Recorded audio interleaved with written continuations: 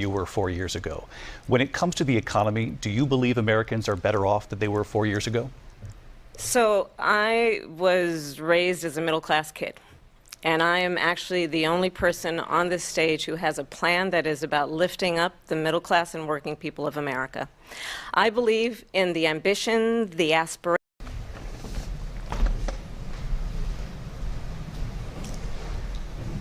Kamala Harris. Let's have a good debate. Nice to see you. Have fun. Thank you.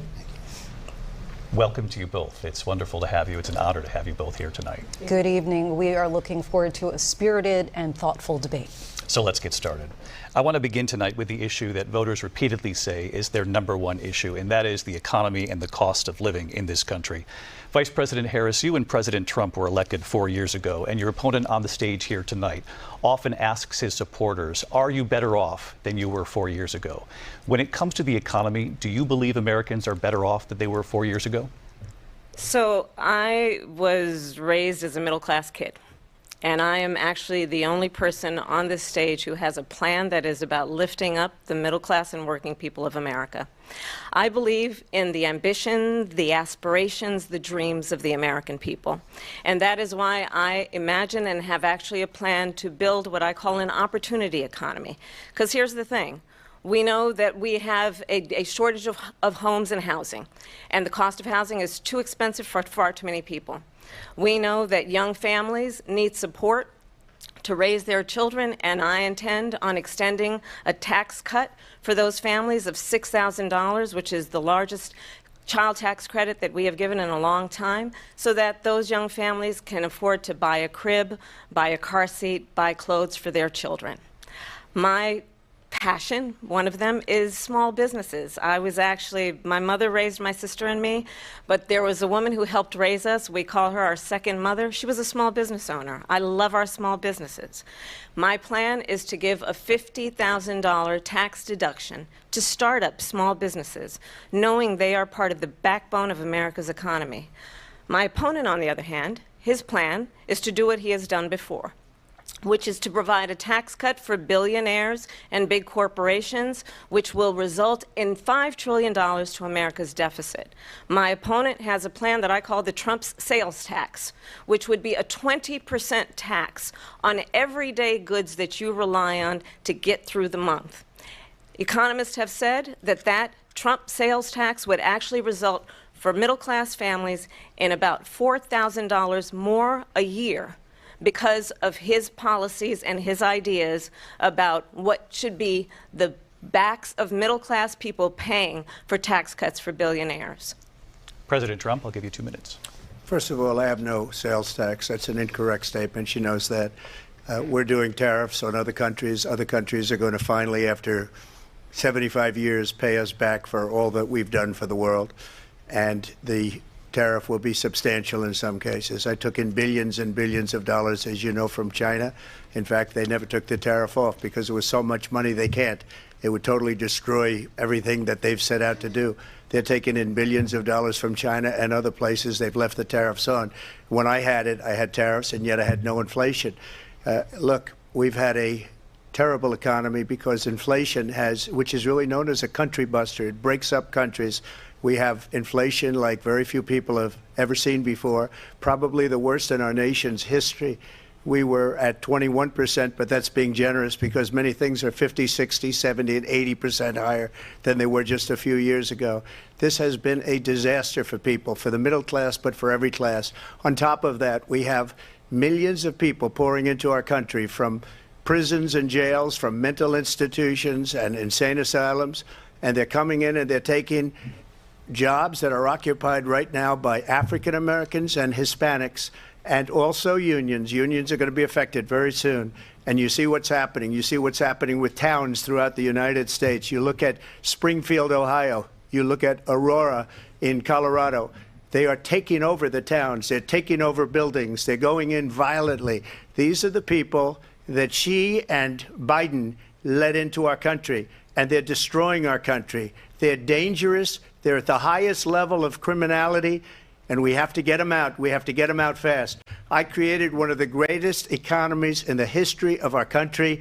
I'll do it again and even better. We are going to get to immigration and border security during this debate, but I would like to let Vice President Harris respond on the economy here.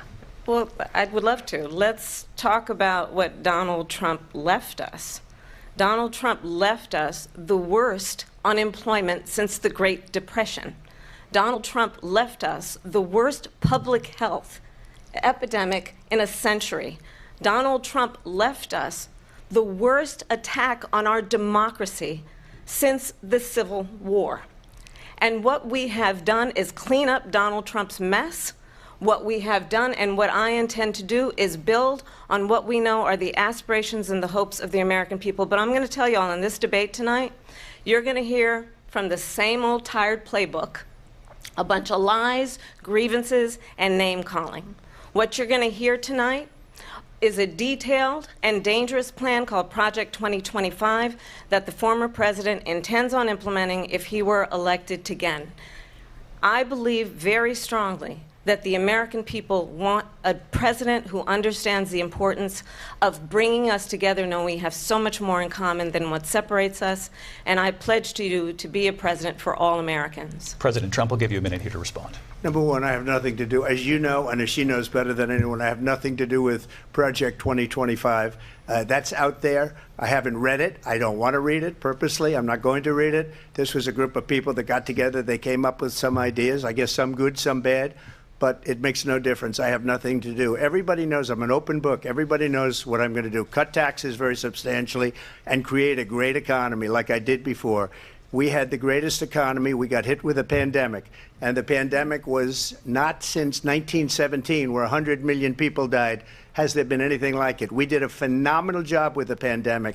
We handed them over a country where the economy and where the stock market was higher than it was before the pandemic came in.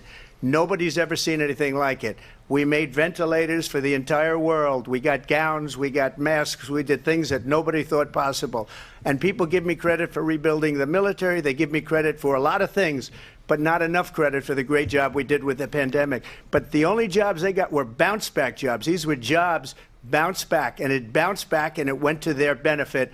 But I was the one that created them. They know it, and so does everybody else. Vice President Harris, I'll let you respond. So Donald Trump has no plan for you. And when you look at his economic plan, it's all about tax breaks for the richest people.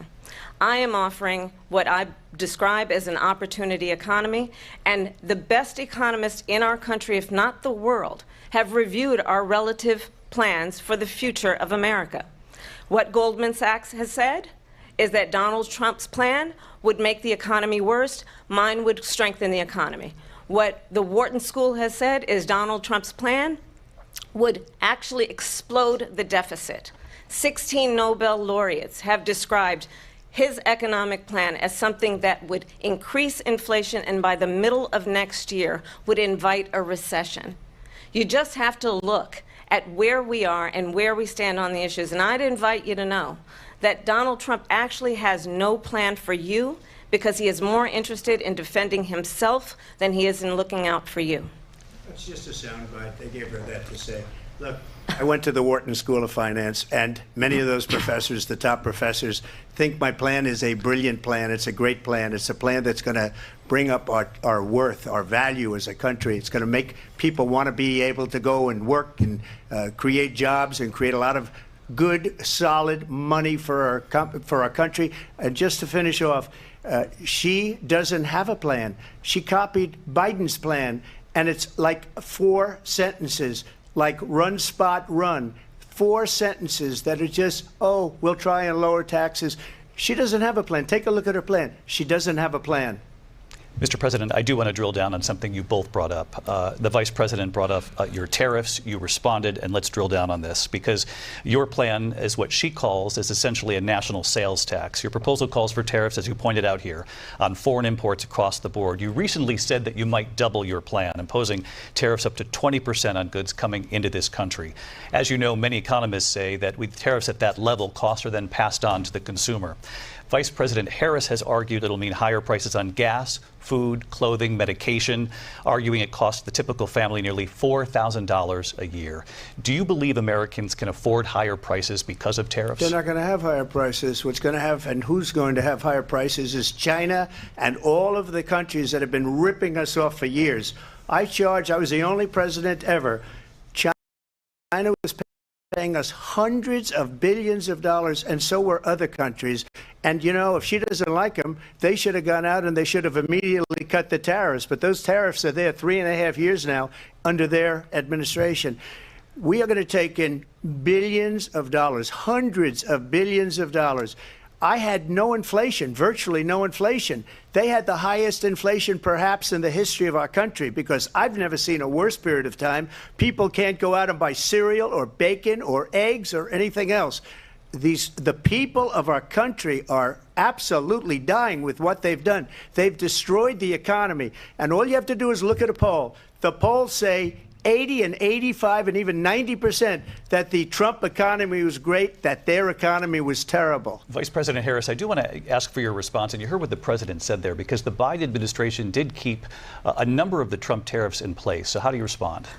Well, let's be clear that the Trump administration resulted in a trade deficit, one of the highest we've ever seen in the history of America. He invited trade wars. You want to talk about his deal with China? What he ended up doing is, under Donald Trump's presidency, he ended up selling American chips to China to help them improve and modernize their military, basically sold us out, when a policy about China should be in making sure the United States of America wins the competition for the 21st century, which means focusing on the details of what that requires, focusing on relationships with our allies, focusing on investing in American-based technology so that we win the race on AI, on quantum computing, focusing on what we need to do to support America's workforce so that we don't end up having, on the short end of the stick, in terms of workers' rights. But what Donald Trump did, let's talk about this, with COVID, is he actually thanked President Xi for what he did during COVID. Look at his tweet.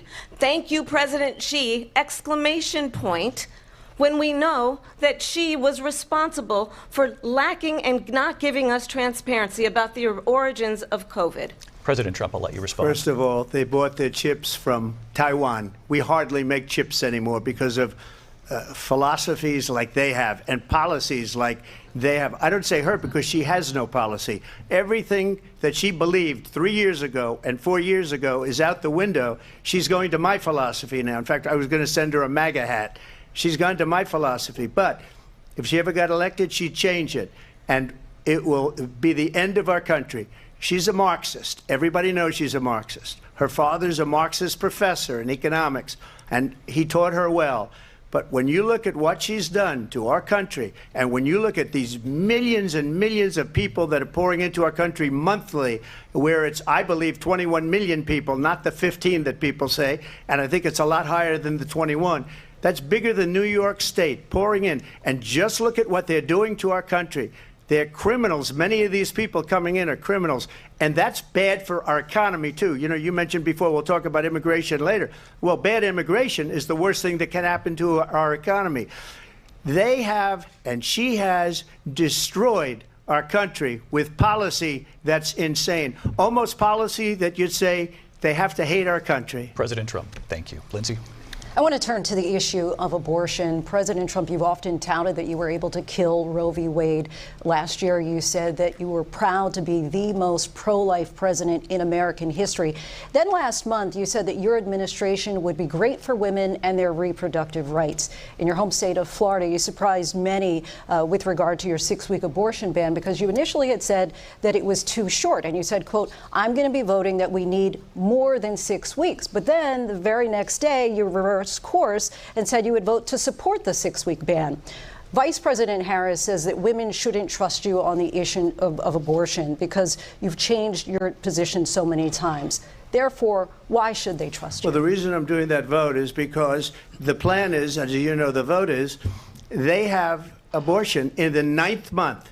They even have, and you can look at the governor of West Virginia, the previous governor of West Virginia, not the current governor, who's doing an excellent job, but the governor before, he said the baby will be born and we will decide what to do with the baby. In other words, we'll execute the baby. And that's why I did that, because that predominates, because they're radical. The Democrats are radical in that.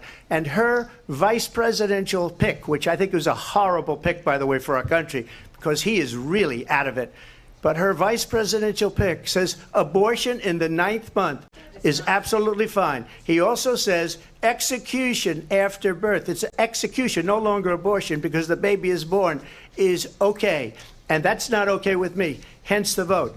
But what I did is something for 52 years. They've been trying to get Roe v. Wade into the states. And through the genius and heart and strength of 6 Supreme Court justices, we were able to do that. Now, I believe in the exceptions for rape, incest, and life of the mother. I believe strongly in it. Ronald Reagan did also. 85% of Republicans do.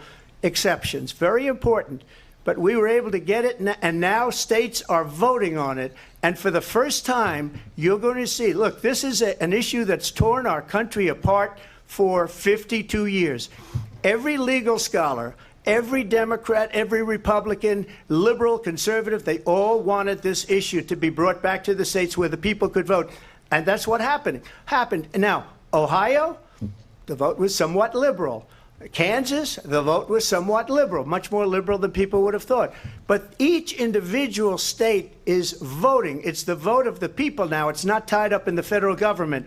I did a great service in doing it. It took courage to do it. And the Supreme Court had great courage in doing it. And I give tremendous credit to those 6 justices. There is no state in this country where it is legal to kill a baby after it's born. Madam Vice President, I want to get your response to President Trump. Well, as I said, you're going to hear a bunch of lies, and that's not actually a surprising fact. Let's understand how we got here. Donald Trump hand-selected 3 members of the United States Supreme Court with the intention that they would undo the protections of Roe v. Wade.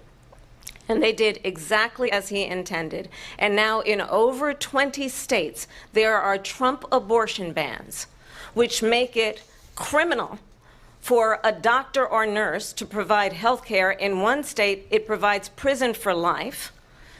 Trump abortion bans that make no exception even for rape and incest, which understand what that means. A survivor of a crime, a violation to their body, does not have the right to make a decision about what happens to their body next. That is immoral.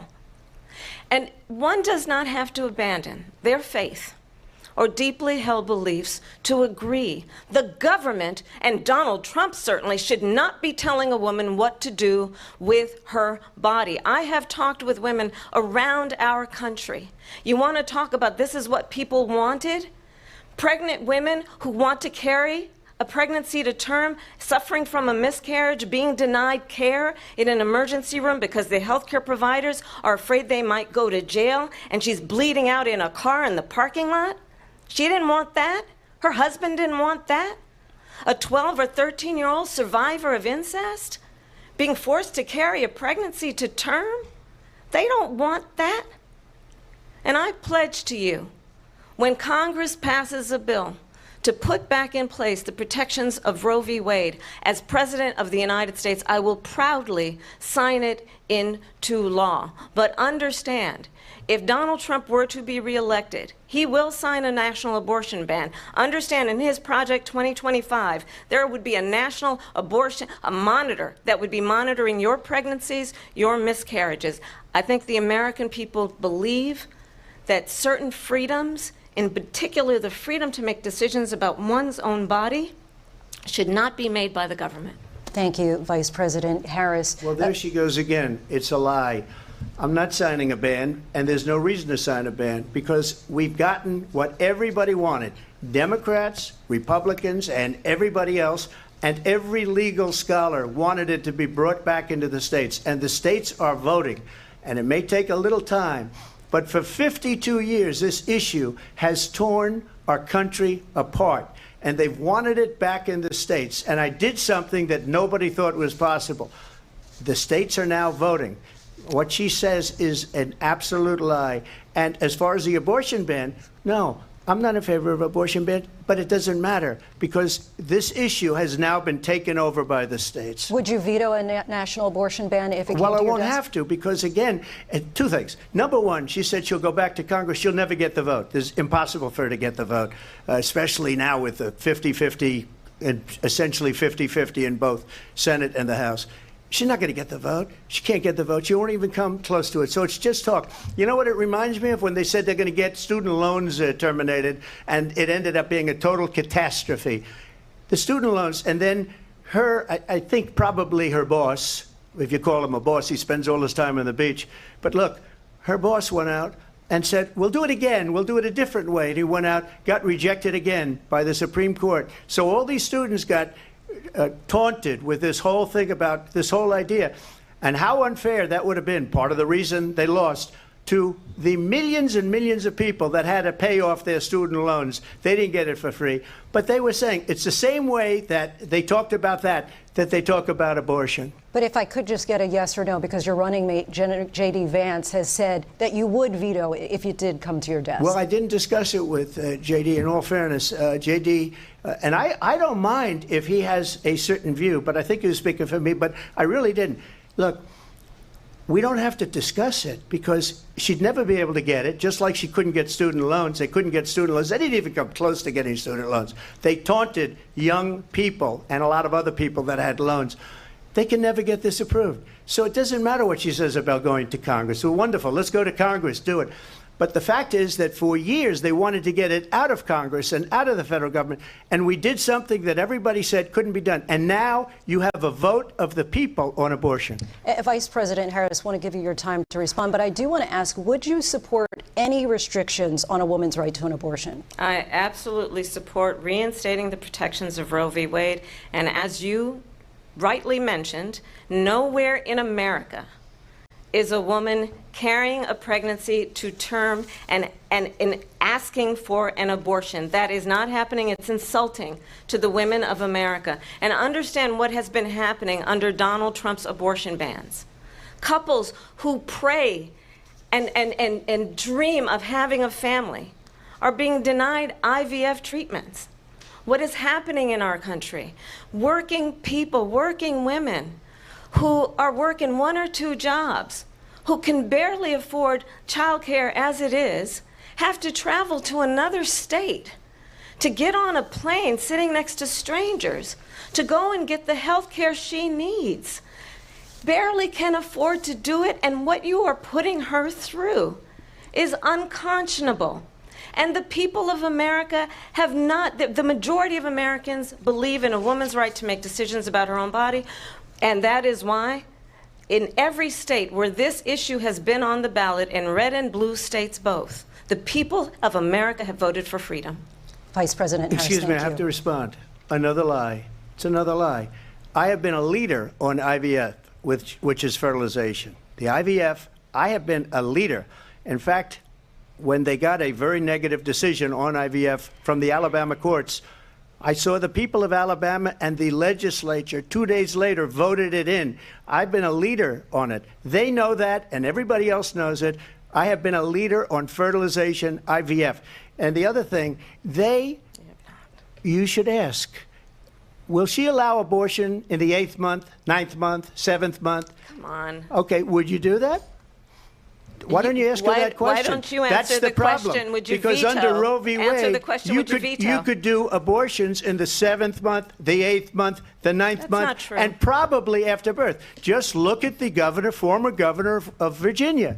The governor of Virginia said we put the baby aside and then we determine what we want to do with the baby. President Trump, thank you. We're going to turn now to immigration and border security. We know it's an issue that's important to Republicans, Democrats, voters across the board in this country. Vice President Harris, you were tasked by President Biden with getting to the root causes of migration from Central America. We know that illegal border crossings reached a record high in the Biden administration. This past June, President Biden imposed tough new asylum restrictions. We know the numbers since then have dropped significantly. But my question to you tonight is, why did the administration wait until 6 months before the election to act? And would you have done anything differently from President Biden on this? So I'm the only person on this stage who has prosecuted transnational criminal organizations, for the traffic. United States Congress, including some of the most conservative members of the United States Senate, came up with a border security bill which I supported. And that bill would have put 1,500 more border agents on the border to help those folks who are working there right now overtime, trying to do their job. It would have allowed us to stem the flow of fentanyl coming into the United States. I know there are so many families watching tonight who have been personally affected by the surge of fentanyl in our country. That bill would have put more resources to allow us to prosecute transnational criminal organizations for trafficking in guns, drugs, and human beings. But you know what happened to that bill? Donald Trump got on the phone, called up some folks in Congress, and said, kill the bill. And you know why? Because he'd prefer to run on a problem instead of fixing a problem. And understand, this comes at a time where the people of our country actually need a leader who engages in solutions, who actually addresses the problems at hand. But what we have in the former president is someone who would prefer to run on a problem instead of fixing a problem. And I'll tell you something, he's going to talk about immigration a lot tonight, even when it's not the subject that is being raised. And I'm going to actually do something really unusual, and I'm going to invite you to attend one of Donald Trump's rallies, because it's a really interesting thing to watch. You will see during the course of his rallies, he talks about fictional characters like Hannibal Lecter. He will talk about windmills cause cancer. And what you will also notice is that people start leaving his rallies early out of exhaustion and boredom. And I will tell you, the one thing you will not hear him talk about is you. You will not hear him talk about your needs, your dreams, and your desires. And I'll tell you, I believe you deserve a president who actually puts you first, and I pledge to you that I will. Vice President Harris, thank you. President Trump, on that point, I want to get your response. Well, I would like to respond. Let me just ask, though, why did you try to kill that bill, and successfully so, that would have put thousands of additional agents and officers on the border? First, let me respond as to the Please. rallies. She said people start leaving. People don't go to her rallies. There's no reason to go. And the people that do go, she's bussing them in and paying them to be there, and then showing them in a different light. So she can't talk about that. People don't leave my rallies. We have the biggest rallies, the most incredible rallies in the history of politics. That's because people want to take their country back. Our country is being lost. We're a failing nation. And it happened 3.5 years ago. And what's going on here, you're going to end up in World War III, just to go into another subject. What they have done to our country by allowing these millions and millions of people to come into our country, and look at what's happening to the towns all over the United States. And a lot of towns don't want to talk. It's not going to be Aurora or Springfield. A lot of towns don't want to talk about it because they're so embarrassed by it. In Springfield, they're eating the dogs, the people that came in. They're eating the cats. They're eating the pets of the people that live there. And this is what's happening in our country, and it's a shame. As far as rallies are concerned, as far as the reason they go is they like what I say. They want to bring our country back. They want to make America great again. It's a very simple phrase, make America great again.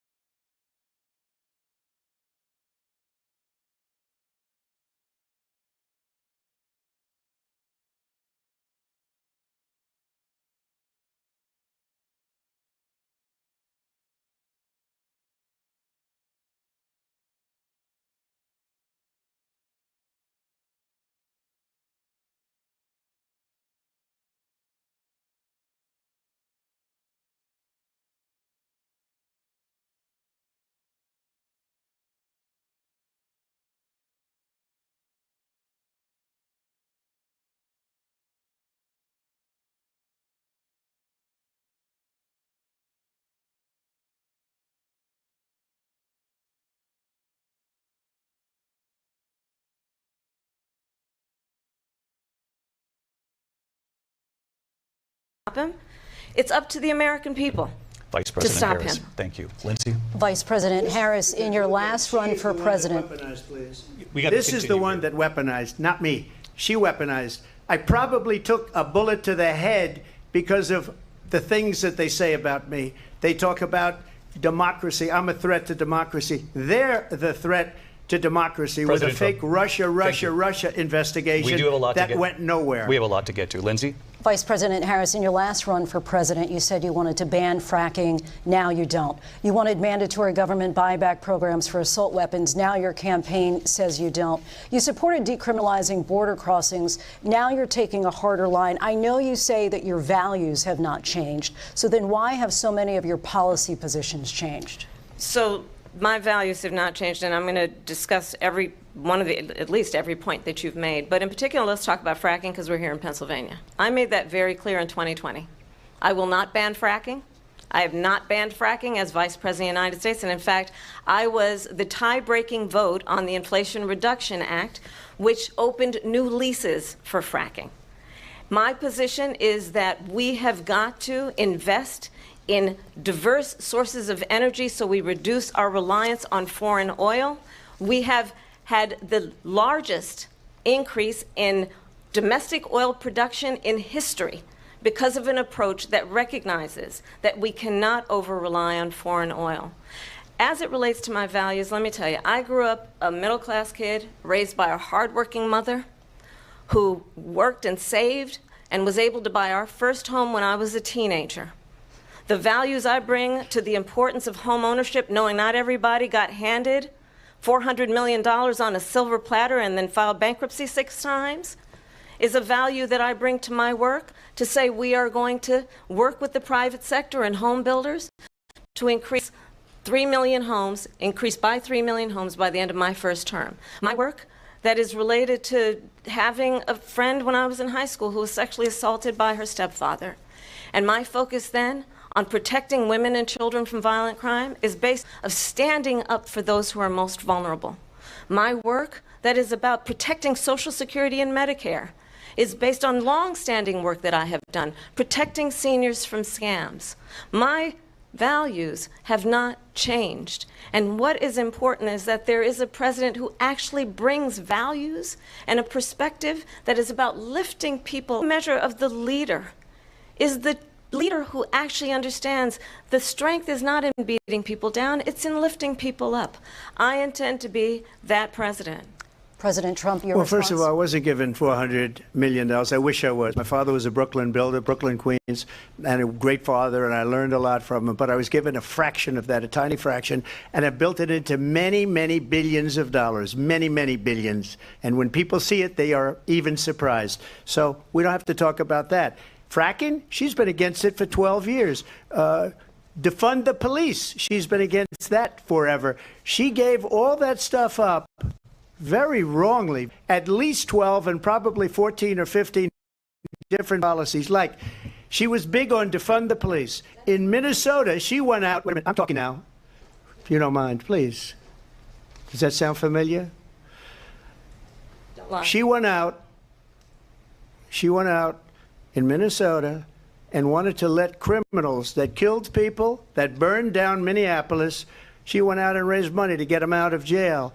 She did things that nobody would ever think of. Now she wants to do transgender operations on illegal aliens that are in prison. This is a radical left liberal that would do this. She wants to confiscate your guns, and she will never allow fracking in Pennsylvania. If she won the election, fracking in Pennsylvania will end on day one. Just to finish, one thing so important in my opinion. So I got the oil business going like nobody has ever done before. When they took over, they got rid of it, started getting rid of it, and the prices were going up the roof. They immediately let these guys go to where they were. I would have been 5 times, 4 times, 5 times higher, because you're talking about 3.5 years ago. They got it up to where I was because they had no choice, because the prices of energy were quadrupling and doubling. You saw what happened to gasoline. So they said, let's go back to Trump. But if she won the election, the day after that election, they'll go back to destroying our country, and oil will be dead, fossil fuel will be dead, we'll go back to windmills, and we'll go back to solar, where they need a whole desert to get some energy to come out. You ever see a solar plant? By the way, I'm a big fan of solar, but they take 400, 500 acres of desert President soil. Trump, thank you. Lindsay, thank you. We have an election in out of the Capitol that day, the officers coming under attack. People from countries all over the world, not just South America, they're coming in from all over the world, David, all over the world. And crime rates are down all over the world because of it. But let me just when ask are those, David, when are those people going to be prosecuted? When are the people that burned down Minneapolis going to be prosecuted? Or in Seattle? They went into Seattle. They took over a big percentage of the city of Seattle. When are those people going to be prosecuted? But let me just ask you. You might ask her that question. You were the president. Is there anything you regret about what you did on that day? Yes, sir. I had nothing to do with that other than they asked me to make a speech. I showed up for a speech. I said, I think it's going to be big.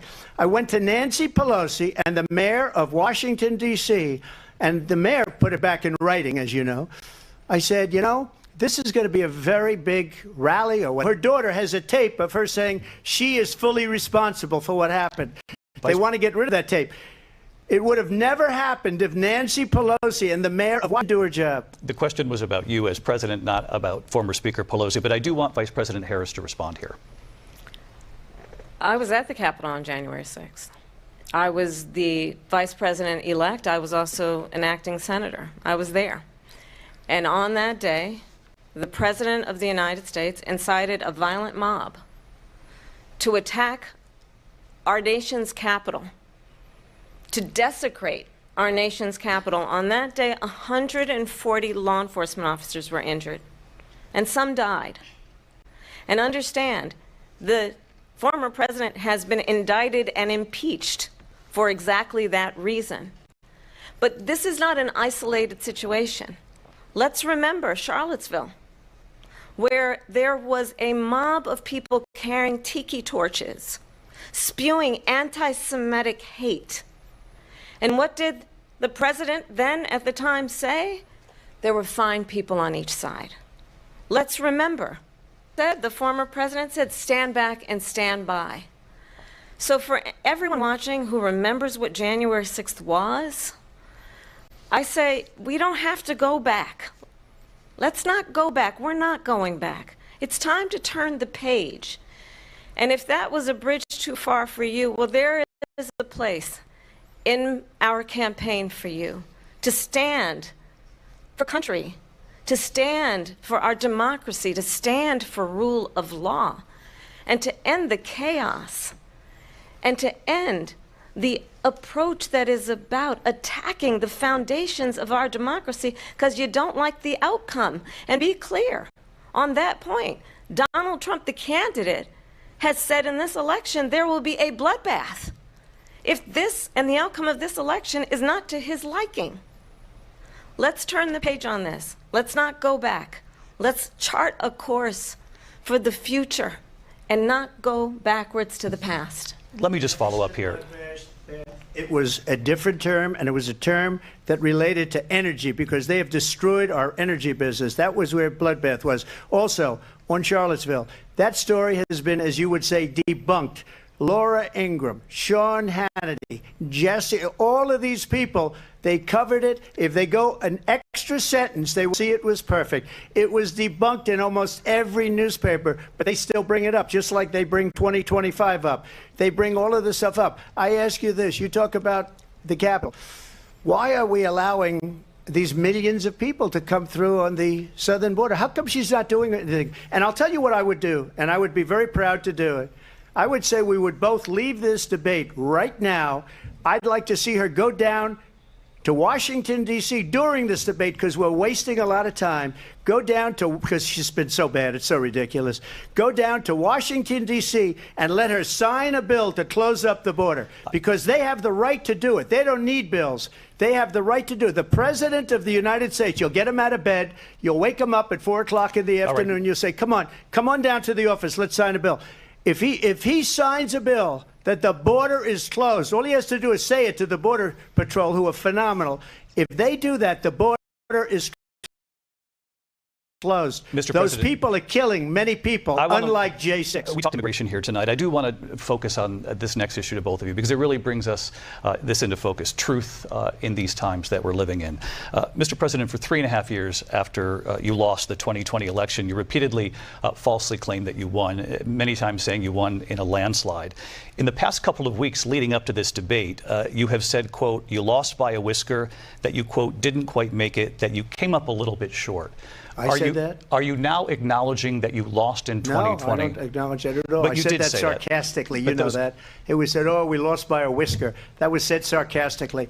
Look, there's so much proof. All you have to do is look at it. And they should have sent it back to the legislatures for approval. I got almost 75 million votes, the most votes any sitting president has ever gotten. I was told if I got 63, which was what I got in 2016, you can't be beaten.